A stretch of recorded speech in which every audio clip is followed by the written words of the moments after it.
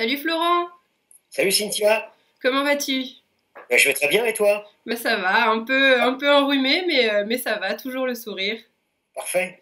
Ravi de se rencontrer sur cette petite vidéo de présentation. Ben pareillement, merci beaucoup à toi d'avoir accepté mon invitation parce que ça fait un petit moment qu'on échange quelques tweets et je suis vraiment ravie de t'avoir aujourd'hui. Donc j'espère qu'on passera un bon moment, mais il n'y a pas de doute à mon avis. Bon, je pense que ça va bien se passer. C'est une première pour moi, mais j'ai bien révisé. D'accord, bah parfait. Bon, on va voir ça alors. Est-ce que tu peux te présenter, nous dire qui tu es, d'où tu viens, et ce que tu fais? Alors, je me prénomme Florent, j'ai 49 ans. Je suis natif de la région angevine, dans le Maine-et-Loire. Et puis, désormais, j'habite en vallée de Chamonix. Donc, je suis venu en vallée de Chamonix il y a déjà bientôt 30 ans pour le travail, puisque j'exerce la profession de cuisinier. D'accord. Voilà, et en venant travailler en vallée de Chamonix, j'ai découvert la montagne. Puis après, voilà, on va beaucoup parler de montagne pendant cette petite chronique. Bah oui, justement, est-ce que tu peux nous parler un peu de ton expérience en tant qu'alpiniste? Alors j'ai commencé tout simplement par de la randonnée. J'ai rencontré aussi à l'époque, il y a bientôt 30 ans d'arrière, beaucoup d'alpinistes, d'himalayistes qui venaient présenter leurs conférences, leurs films. Donc je me suis intéressé assez rapidement à ce milieu et puis ça m'a donné après des envies et des idées pour me lancer à leur tour dans leurs traces. D'accord. Et en parlant d'idées, tu es actuellement en train de réaliser un défi de haute taille. Donc ça s'appelle 7 sommets pour un défi, c'est ça? Exactement, oui. Et, Enfin, je l'ai euh, appris comme ça. et donc il me semble qu'à l'heure d'aujourd'hui, tu as déjà gravi 5 de ces sommets. Il t'en reste 2. Il reste Donc, deux. je te donne la parole, je te laisse nous parler de ce défi incroyable et nous en dire un peu plus dessus. Alors, c'est un défi un petit peu incroyable, comme tu dis, parce qu'en fait, le 7 sommets pour un défi, c'est tout simplement, alors tout simplement entre guillemets, l'ascension du plus haut sommet de chaque continent. Donc, il y a une poignée d'alpinistes en France, une toute petite poignée d'alpinistes en France qui l'ont réalisé. Et puis, dans le monde, c'est une petite centaine, enfin, je sais pas, j'ai pas les chiffres ici, mais voilà, quelques centaines d'alpinistes au monde qui ont bouclé ce prestigieux périple. Euh, donc moi, voilà, je me suis lancé depuis bientôt 20 ans dans cette aventure. J'imaginais pas qu'elle me prendrait autant de temps. Et puis voilà, comme tu l'as expliqué, voilà, j'ai déjà gravi 5 de ces 7 sommets. Alors là, je suis sur la fin et j'espère réellement le boucler prochainement. D'accord. Et alors, comment tu te sens là? Là, je me sens, c'est-à-dire que j'ai mis un petit peu le projet entre parenthèses pendant une dizaine d'années. C'est pour ça que ça dure longtemps parce que pendant 10 ans, voilà, je l'ai un petit peu mis de côté. Puis je me suis dit quand même, se lancer dans une aventure, il faut aller au bout, quoi. Euh, voilà, parce que c'est un périple un petit peu hors norme. On n'est pas très nombreux, donc voilà, depuis un an ou deux, voilà, je relance le projet à fond. Je cours un peu après les médias. Quand c'est pas eux qui viennent me chercher aussi, ça arrive. Et puis je cours aussi après les financements, et ça c'est vraiment le point le plus crucial pour aller au bout, quoi. Et d'ailleurs, comment ça se passe niveau financement? Est-ce que, bon, j'imagine qu'il y aura une partie de ta poche, mais est-ce que tu as des sponsors? Comment ça marche?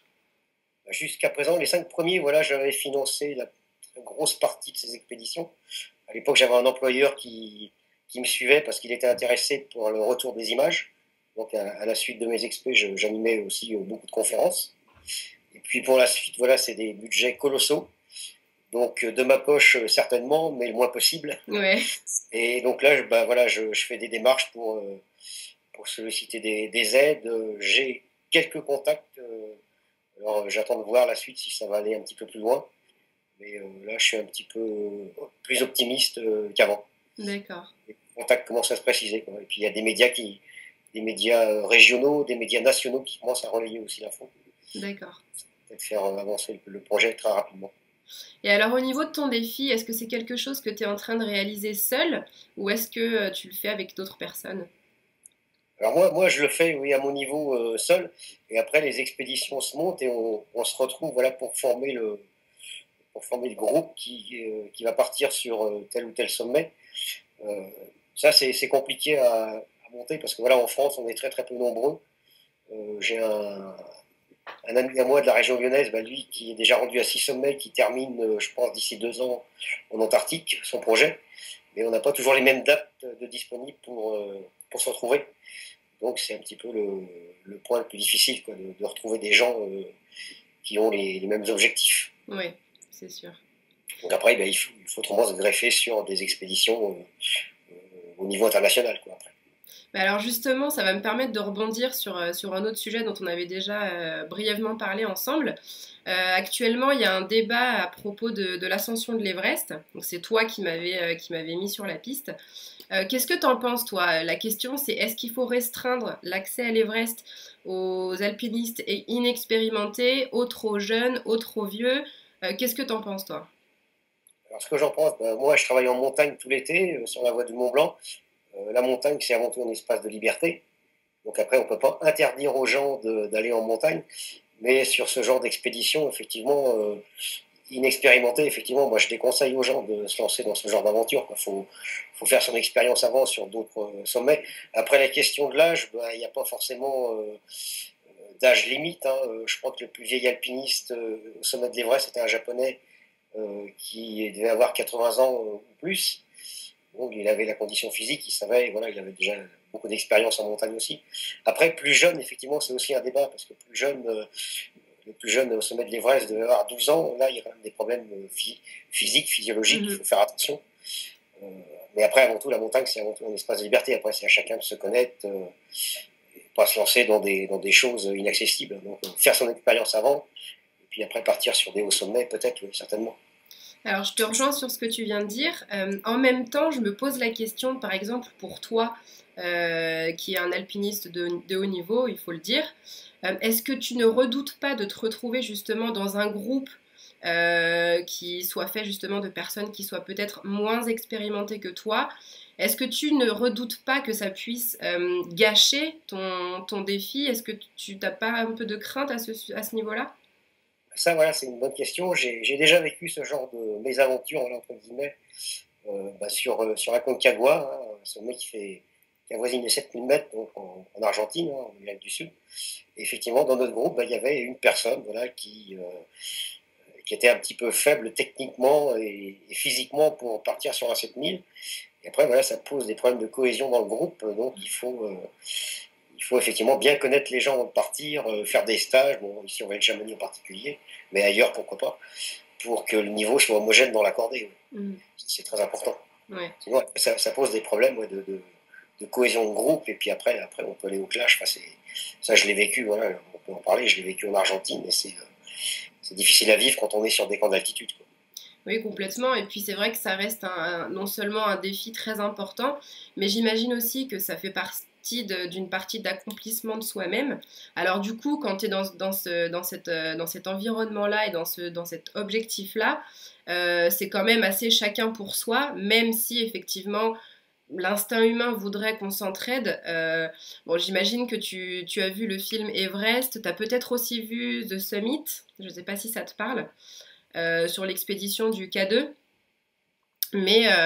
Enfin, de ce qu'il en ressort, moi je n'y connais absolument rien en alpinisme, donc c'est pour ça que ça m'intéresse d'échanger avec toi, mais de ce qu'il en ressort, c'est que chacun fait son truc à sa façon, et quand on se retrouve à plus de 7 mètres d'altitude, on a du mal un peu à se soucier de la sécurité des autres, et c'est vraiment d'atteindre le sommet et de redescendre sain et sauf, quitte à laisser ses compagnons de route, entre guillemets, sur le bord, quoi.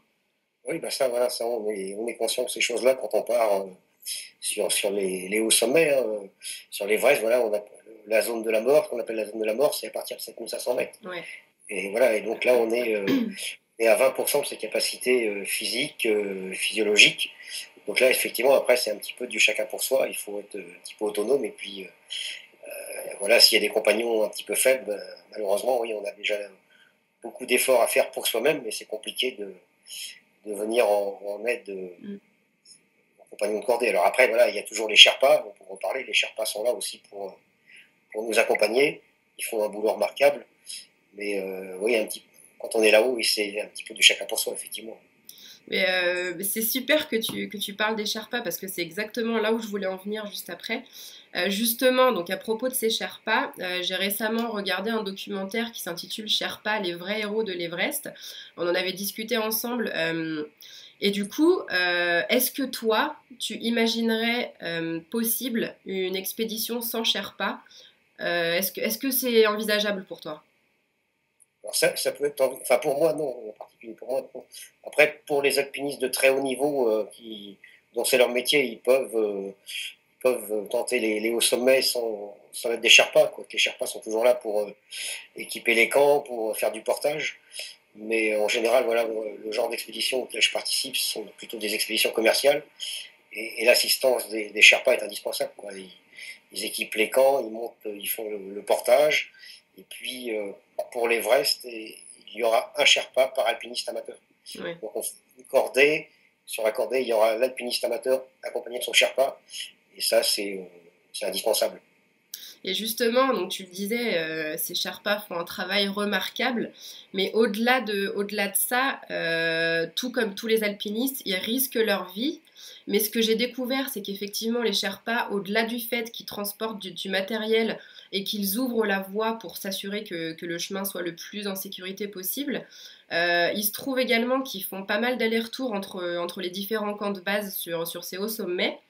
Et du coup, est-ce qu'il n'y a pas une partie de toi, je dis toi en tant qu'alpiniste, je sais pas, qui culpabilise peut-être ou qui se dit que mince, enfin, ces hommes-là transportent de lourdes charges, ils font beaucoup d'allers-retours, alors soit ils sont payés en conséquence et a priori ça leur convient parce que ça leur permet de nourrir leur famille, mais c'est au péril de leur vie. Du coup, est-ce qu'il n'y a pas une sorte de déséquilibre, de sensation d'inconfort? Oui, certainement, parce qu'en fait, ben voilà, on utilise leur service, mais après, pour eux, c'est aussi une source de revenus pendant les 2 mois que dure la saison d'ascension de l'Everest au printemps. Et avec ces 2 mois-là, voilà, comme tu le dis, hein, ils font vivre leur famille, leur village. Et en fait, eux, ils ont porté, en fait, c'est leur métier hein, dans leur village. Voilà, moi, je suis allé au Népal, tu es allé au Népal. Mhm. On les voit, même les jeunes enfants, tout petits, ils ont déjà la petite hotte en osier. Voilà, au Népal, il y a très peu de routes. Hein, pour aller de village au village, c'est que sur des sentiers. Donc, c'est leur mode d'existence. Se passer de leur service, ce serait peut-être les mettre en difficulté. Ils le sont déjà assez depuis ce qui s'est passé au printemps 2015, au printemps 2014 avec l'avalanche Mhm. terrible qui a lieu sur l'Icefall, là, dans la voie de l'ascension de Et, l'Everest. ouais. Donc, les faire travailler, c'est aussi pour eux indispensable. Dernièrement, j'étais au festival du voyage du Grand Bivouac à Albertville. On a eu l'occasion d'échanger avec des grands noms de la montagne sur la situation actuelle au Népal. Et tous les voyagistes le disent, voyager au Népal. Il faut absolument se rendre au Népal au printemps et à l'automne pour continuer à faire vivre les villages et à les soutenir. Ouais. Ouais, surtout qu'actuellement, la situation est encore très compliquée. Il y a encore pas mal d'endroits où il manque d'aide, où les choses n'avancent pas particulièrement, ou alors elles avancent mais beaucoup trop lentement. Donc je te rejoins là-dessus, et puis bah, tous ceux qui nous regardent, j'invite tout le monde à aller au Népal, à y retourner et à essayer au maximum de pouvoir les aider justement en y allant. Et puis bah, si c'est une première ou si c'est après de multiples visites, et ben en profiter pour donner un coup de pouce sur place. Exactement, voilà, il ne faut pas les abandonner, ils en ont grandement besoin. Exactement. Et du coup, je voulais aussi un peu avoir ton avis sur le film Everest. Qu'est-ce que tu en as pensé? Alors je suis allé le voir effectivement, donc moi j'ai eu l'occasion de voir la version 3D. Mhm. Euh, oui, j'en suis ressorti avec un sentiment un peu mitigé. Je connaissais effectivement l'histoire de 1996, hein, j'avais lu l'ouvrage. Ouais. Voilà, donc je connaissais ce drame épouvantable, justement, qui concernait à l'époque des expéditions commerciales, avec guide professionnel et clients. Voilà, j'ai un sentiment un petit peu mitigé. Je m'attendais un petit peu à une autre histoire, enfin, une autre vision. La version 3D, je trouve qu'elle n'apporte pas forcément de plus. La version 2D suffirait, je pense. Et après, voilà, on voit, enfin, c'est le film qui a été tourné ainsi. mais on voit peu les Sherpas Mm. dans ce niveau-là. Voilà, c'est des expéditions commerciales qui essayent d'emmener en haut le maximum de leurs clients, euh, avec les risques de la haute montagne. Ouais, après, je préfère voir effectivement le documentaire Sherpa, Ouais, les vrais héros de l'Everest, où là, on a une approche différente de la haute montagne au Népal. ouais, je te C'est rejoins. voilà, c'est le sentiment que j'ai ressenti en sortant de la séance. Ouais. Ouais, c'est vrai que j'y avais pas pensé sur le coup, là, c'est intéressant que tu en parles. J'ai également vu le film Everest, je l'ai vu en 3D aussi, et c'est vrai que ça m'avait pas particulièrement enthousiasmé de le voir en 3D. Bon, peu importe. Maintenant, c'est vrai que j'ai eu un sentiment assez mitigé, d'abord parce que bah, n'ayant pas assez d'éléments pour pouvoir juger d'un point de vue de l'alpinisme, je suis pas à même de pouvoir donner mon avis à ce niveau-là. Par contre, c'est vrai que ça m'a un peu secouée. Parce que forcément, heureusement ou malheureusement, on le prendra comme on voudra. Mais j'étais au Népal, donc au mois d'avril, quand il y a eu le tremblement de terre. Et alors, du coup, de revoir les images du Népal, forcément, ça m'a touchée. Même si j'ai pas eu l'opportunité de me rendre sur l'Everest. Enfin, je pensais y aller, mais bon, les choses ont fait que ça ne s'est pas fait. Mais du coup, ce rapport aux catastrophes naturelles et à la mort, en fait, c'est surtout ça qui m'a touchée. Et du coup, s'il y a eu des incohérences au niveau de l'ascension de l'Everest, ça m'a pas frappé parce que j'y connais rien. Mais c'est vrai que d'un point de vue humain, ça m'a pas laissé insensible. Ça, c'est clair. Ah oui, bah oui, quand on voit le drame qui s'est passé, c'est vrai qu'on ne peut pas rester Mm. insensible aux images, à tout ce qui se passe sur la montagne, quand ils sont pris dans la tempête. Voilà, la tempête, après, ben, on a vite fait de se perdre, et c'est ce qu'on a Mm. vu sur le film. Hein, Ouais. moi, je l'ai vécu aussi sur d'autres sommets, quand il y a le mauvais temps, on ne voit plus la trace, et après, on a vite fait de s'égarer, et puis de ne plus retrouver le chemin du retour. Mais voilà, bon, ce film, voilà, je n'en garderai pas un souvenir impérissable. Mhm. Même si les critiques, les critiques sont plutôt favorables, enfin, relativement bonnes, après, voilà, c'est un sentiment que j'ai, c'est mon sentiment à moi, ma Mhm. perception du film, quoi. Et alors du coup, toi, dans ton expérience d'alpiniste, est-ce que tu as eu des situations similaires ou est-ce que tu t'es retrouvé parfois dans des moments où tu t'es dit que tu pourrais perdre la vie? Alors, il y a eu deux expériences un peu délicates. La première, c'était sur l'Elbrouz, donc dans le Caucase, en Russie, où là, on a été pris dans le mauvais temps avec des rafales à 80 km/h, tempête de neige et brouillard. Et donc, on était accompagné de guides russes, je dirais plutôt accompagnateurs, justement, pas forcément guides de haute montagne en Russie. Et ils ont paniqué dans le mauvais temps et ils nous faisaient prendre un itinéraire opposé à l'itinéraire du retour. Et c'est notre guide français qui a pris les choses en main pour stopper le groupe et puis faire un petit peu le point. On était très très peu équipés en liaison radio, pas de GPS à l'époque, tout ça. Et en fait, notre guide français, lui, a stoppé les Russes pour en fait, qu'on fasse demi-tour et qu'on reprenne réellement le bon itinéraire. Donc là, oui, dans la tempête, on a vite fait de Mhm. s'égarer. Et puis après, une autre anecdote aussi un petit peu cocasse, c'était en Papouasie-Nouvelle-Guinée, sur le Carstens.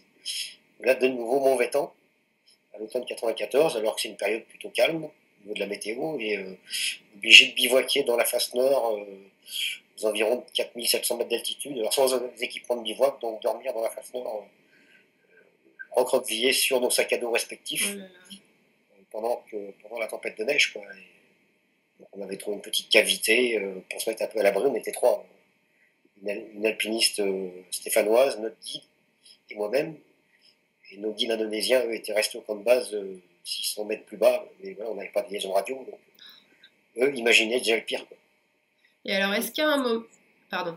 Est-ce qu'à un moment donné, tu t'es dit, c'est bon, j'arrête tout, j'ai pas envie de risquer ma vie, ou est-ce qu'au contraire, tu t'es dit, bon, j'en suis sorti sain et sauf, et ben je continue, comment tu réagis par rapport à ça? Toujours l'envie de continuer. Même si, voilà, c'est des épreuves de la vie, et puis quand on s'en sort, bah, ça donne encore plus de force pour avancer et continuer, quoi. Hmm, c'est vrai. Donc, non, non, après, en difficulté en Papouasie. Bon, on savait qu'on s'en sortirait. On était à l'abri dans la grotte, même si on avait froid. Sur la Russie, effectivement, là, c'était un peu plus délicat parce que la perdu en haut du sommet, dans le brouillard, là, c'était venu quand même assez compliqué. Ouais. Et alors du coup là actuellement, qu'est-ce que tu fais en attendant de préparer ta prochaine expédition? Et justement, dis-nous quelle est la prochaine, la suivante, qu'est-ce qui se passe là, de maintenant à la suite? Maintenant, la suite, bah, le programme, c'est toujours de se maintenir en forme, donc s'entraîner. À côté de ça, à côté de la haute montagne, je fais beaucoup de compétitions de course à pied. Donc le prochain rendez-vous, bah, c'est le 5 décembre prochain pour une deuxième participation à la Saint-Élion. Ok, La Saint-Élion, là, c'est un trail nocturne qui fait 72 km. Point de départ Saint-Étienne, arrivé à Lyon dans l'après-midi du 6 décembre, après 72 km sur les monts du Lyonnais. Donc ça, c'est la prochaine étape. Et puis après, bah, une deuxième participation au Marathon de Paris, au printemps 2016. Donc là, j'y vais en tant qu'invité. Je suis invité à participer au marathon par un des sponsors de l'épreuve. Et puis j'enchaînerai un mois plus tard, donc là ça va être très chaud pour la récup, comme cette année en fait je l'ai fait, sur le marathon de Genève début mai.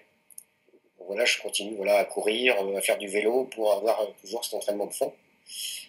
Et donc le prochain départ, bah, ce serait j'espère décembre 2016 ou janvier 2017 en Antarctique, pour le mont Vinson. Donc là du coup j'augmente un peu le défi, puisque si j'arrive au sommet du Vinson, après l'objectif c'est aussi d'atteindre le pôle sud pour aller faire la petite photo au pôle sud. d'accord. Voilà. Et puis après, bon, on enchaînera sur l'Everest. Alors, printemps 2017, 2018, ça, je ne peux pas encore donner trop de dates. Il faut que j'arrive à boucler mes budgets.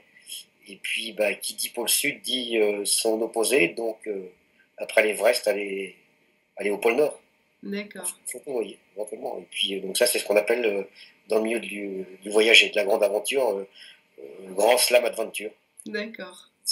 Les 7 sommets plus les 2 pôles. Ouais, t'es pas prête de t'arrêter en fait. Ah, les projets s'achèvent et puis d'autres projets naissent derrière. Bah, c'est super, en tout cas j'espère qu'on aura la possibilité de te suivre et de voir où tu en es dans toutes tes expéditions. Est-ce que tu mettras ton site à jour cette sommet pour un défi ou comment est-ce qu'il va falloir procéder pour savoir où tu en es et ce que tu fais? Oui, bah, les infos vont apparaître au fur et à mesure dès qu'il y aura du nouveau pour confirmer une date précise de départ, des budgets qui arrivent, de la communication. Là, je vais demain à Chambéry sur France Bleu Pays de Savoie. Je serai début novembre de nouveau à RTL à Paris pour les rencontrer et puis ils semblent intéressés de suivre le projet, donc voir un petit peu ce qu'on peut mettre en place au niveau des médias. Donc tout ça, ce sera sur le site voilà, dès qu'il y aura du nouveau à ce niveau-là. D'accord, super. Bah, en tout cas, moi, je vais suivre tout ça de près parce que ça m'intéresse et puis parce que je pense que tu auras aussi besoin de soutien, donc pour ça, tu peux compter sur moi. C'est très gentil à toi, Cynthia. Bah, je t'en prie. Et, en tout cas, je suis vraiment, vraiment ravie de te découvrir, d'avoir pu échanger avec toi. Dans tous les cas, on reste en contact. Oui, bah, les réseaux sont faits pour ça. Maintenant, voilà, on va continuer à suivre nos voyages respectifs. Hein. Exactement. Voilà. Et bah écoute, je te remercie encore une fois, Florent, et je te dis à très bientôt. À très bientôt, Cynthia. Ciao. Bye, ciao.